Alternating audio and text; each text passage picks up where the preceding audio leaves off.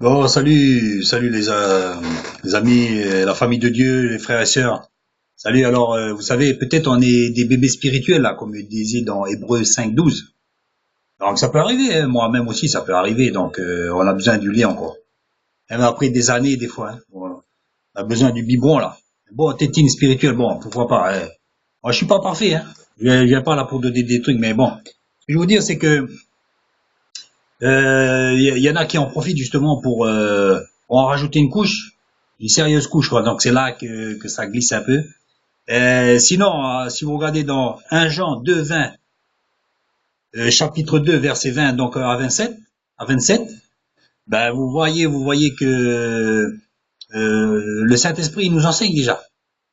Nous avons tout pleinement en Christ. À partir du moment où nous avons en Christ, nous sommes en Bluetooth, en système Bluetooth. Bluetooth spirituel, l'esprit, le même esprit que les anciens avant, nos aïeux spirituels, eh ben, ils nous enseignent.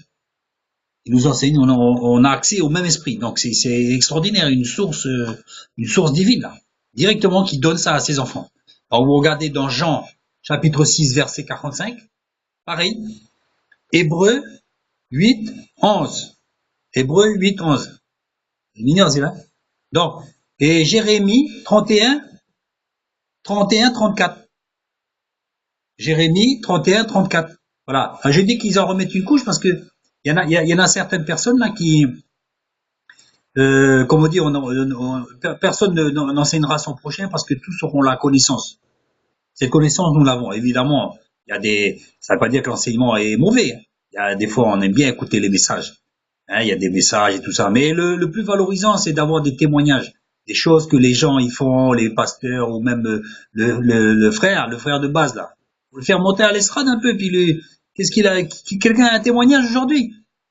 Ah ouais, c'est bien. Et là, ça enrichit les expériences. Voilà, on a parlé à des personnes donc sont venues, on a prié, ils sont guéris. On a fait une quête et puis on a pu donner à manger à certains, etc. Là, c'est valorisant.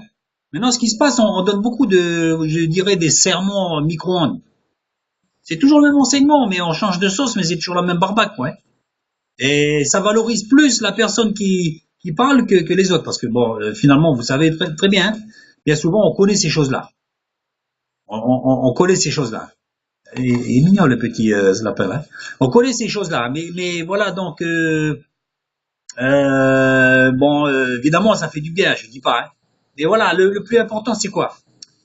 Sans compter que aussi qu'est-ce que nous dit la parole là?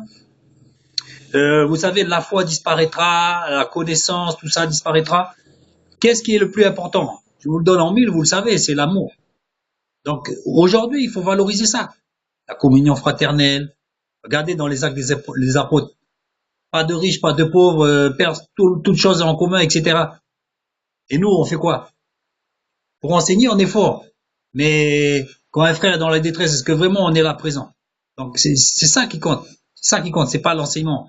Ça valorise donc les personnes qui enseignent.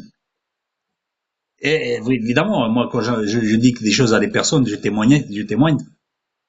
Comme tout un chacun des chrétiens, on parle, et les gens des fois, bon, on tombe sur des gens qui veulent pas, mais il y a des gens qui sont là. On leur fait comme découvrir quelque chose, on se sent valorisé, c'est normal. On est content d'avoir appris quelque chose à quelqu'un. Mais après, de là à en faire, je dirais entre guillemets un métier et puis que ça perdure, bon, évidemment, là c'est autre chose, il y a un problème. Donc, et sans compter les faux enseignements. Donc, sous prétexte qu'on a un certain aura, on a un certain audit, donc on a rajouté une couche, des trucs et on s'en sert justement pour enseigner des choses qui n'ont pas lieu d'être.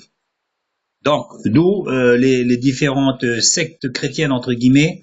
L'autre est plus axé sur la sanctification avec des choses pernicieuses, évidemment. D'autres, l'autre avec non, le Saint-Esprit, c'est ça exactement. D'autres sont plus axés sur la guérison, mais avec des travers, beaucoup de travers. J'en reviens à ce que disait Jérémie 31-34. Vous savez qu'on a le Saint-Esprit, plus personne n'aura enseigné son frère. Exactement. Vous voulez enseigner quoi à votre frère? Mais il est pas bête. Il a la Bible hein, devant, comme vous. Hein. Enseignez-lui à lire. Plutôt, si c'est pas lire, oui. Mais la Bible, c'est marqué. Tout est marqué clair, clair et net, noir sur blanc. Blanc sur noir, comme vous voulez. Hein? Donc, voilà. Là, au bout d'un moment, c'est tout. Donc, il faut pas en faire un business pour pouvoir, par ce moyen-là, accaparer les gens. Beaucoup de gens sont sortis de l'église à cause de ça. Ils en ont ras la casquette. Ras la casquette de tout ça. Donc, méfions-nous de ça.